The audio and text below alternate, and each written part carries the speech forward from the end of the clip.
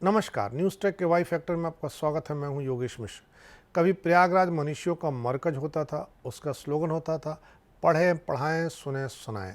शायद यह खत्म हो गया है। अब वही प्रयागराज अक्षीण हो गया है और बधिर भी हो गया है। यहीं पर सवा सदी से ज्ञान का पर्याय रहे भारती भवन लाइब्रेरी का अवसान आसन्न है, मगर सत्तासीनों को न तो फिक्र है, बुद्धि कर्मियों को न तो व्याकुलता। इसीलिए लोगों की टकटकी लगी है कुशल महापौर अभिलाषा गुप्ता की ओर। शायद वे इस धरोहर को बचा लें। वो सबला हैं, मंत्री पत्नी हैं और प्रयागराज की मेयर भी हैं। पति नंदी योगी कबीना में रसूखदार हैं। यहाँ के सांसद रीता बहुगुणा जोशी तो इतिहासवेत्ता हैं। अगली पीढ़ी, नई नस्ल अपनी थाती को ध्वस्त होते कभी गवारा नहीं करेगी, माफ तो कदापि नहीं। भारतीय भवन के प्रति टीस उठना लाजमी है, अपरिहार्य है, खासकर आज़ादी के अमृत महोत्सव वर्ष के परिवेश में, क्योंकि संगम नगरी में जंगे आज़ादी की यह गौरवशाली पहचान है। महामना मदन मोहन मालवीय और राजर्षि पुरुषोत्तम दास टंडन इससे भावनात्मक तौर पर संबद्ध रहे।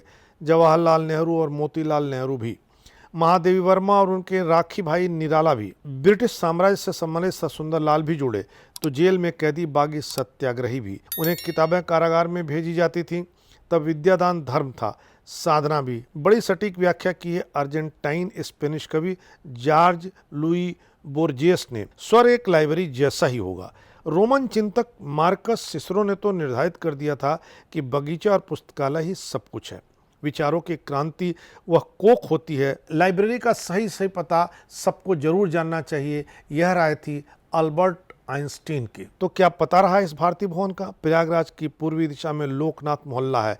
100 साल पहले शहर के किनारे था, अब बाजार की भीड़ में फंसा है। आबादी घनी हो गई है, वह घिर गया है। साहित्य प्रेमी का जमावड़ा होता था, स्वाधीनता सेनानियों का भी। कचौड़ी जलेबी लस्सी मशहूर थी। इस इलाके के 3 बासिंदों को भारत के शीर्ष पुरस्कार भारत रत्न से नवाजा जा चुका है। इनमें जवाहरलाल नेहरू, पुरुषोत्तम दास टंडन और मदन मोहन मालवीय के नाम आते हैं। लेकिन इलाके का नाम पड़ा पड़ोसी 2 सदियों पुराने शिवालय बाबा लोकनाथ के नाम पर।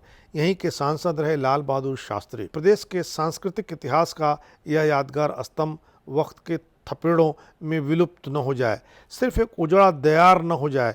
ताकतवर साम्राज्यवादी बरतानिया सत्ता से मुकाबला कर चुका यह शिक्षा केंद्र अपने लोगों के हाथ ही न गिर जाए। प्रबंधन के मुफलिसी की यह दशा है कि एक इन्वर्टर तक नहीं लग पाया। जब बिजली गुल हो जाती है तो खिड़की खोलकर पढ़ना पड़ता है। हालत यह है कि मेधा को रोशन करने वाला यह संस्थान इस समय खुद रोशनी को तरस रहा है। बुद्धि केंद्रों पर गृह कर नहीं लगता, अंग्रेज भी नहीं लगाते थे, फिर राष्ट्रवादी संस्थान पर देशी शासन क्यों थोपें? पर वजूद की लड़ाई लड़ रहे भारतीय भवन को हाल में 2,87,000 रुपए का गृह कर का नोटिस थमा दिया गया है। इस नोटिस में 2018 से लगाया गया ब्याज भी शामिल है। पहले कभी इस पुस्तकालय से गृह कर नहीं लिया गया।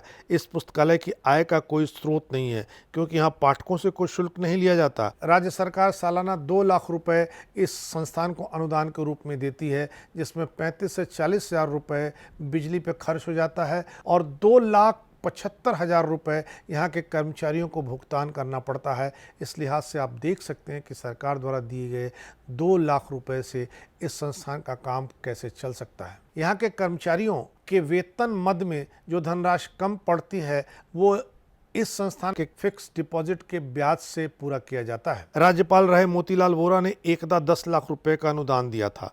अब लखनऊ के राजभवन छोड़े वोरा जी को 26 साल हो गए। इसी प्रकार केंद्रीय मानव संसाधन मंत्री डॉक्टर मुरली मनोहर जोशी ने भी 10 लाख रुपए की FD इस संस्थान को करा के दी थी। उसे भी 10 वर्ष बीत गए। मुलायम सिंह यादव के शासनकाल में इलाहाबाद के सांसद जनेश्वर मिश्र ने 1 लाख रुपए के अनुदान को 2 लाख करा दिया था। उसे भी दशक हो रहा है। अचरज होता है कि इतने महत्वपूर्ण संग्रहालय पर बौद्धिक जमात का तनिक भी ध्यान क्यों नहीं गया। हजारों स्वयंसेवी संस्थाएं देश और विदेश से करोड़ों का अनुदान पा रहे हैं। हाल फिलहाल तिस्ता सीतलवाड़ का उदाहरण हमारे सामने है, जिन्होंने मनमोहन सरकार और विदेश से अकूत धन पाया। इस धन को उन्होंने तमाम शाही आयोजनों में खर्च किया। ऐसे में इलाहाबाद ही नहीं, तमाम उन लोगों को जो किताब पढ़ते हैं इस बात की चिंता करनी चाहिए कि आखिर भारतीय भवन का क्या होगा। और सरकार के साथ साथ इन सभी लोगों को यह बात सुननी चाहिए कि इन दिनों भारतीय भवन त्राहिमाम कर रहा है, त्राहिमाम कर रहा है। सरकार को ही नहीं, बुद्धिजीवी और किताब प्रेमियों को भी भारतीय भवन का त्राहिमाम सुनना चाहिए। यदि हम ऐसा नहीं कर पाए तो निश्चित रूप से एक महत्वपूर्ण ऐतिहासिक संस्था अपना वजूद खो देगी। इस बार इतना ही। अगली बार फिर मिलेंगे किसी नए सवाल पर नए ढंग से बात करने के लिए। तब तक के लिए नमस्कार।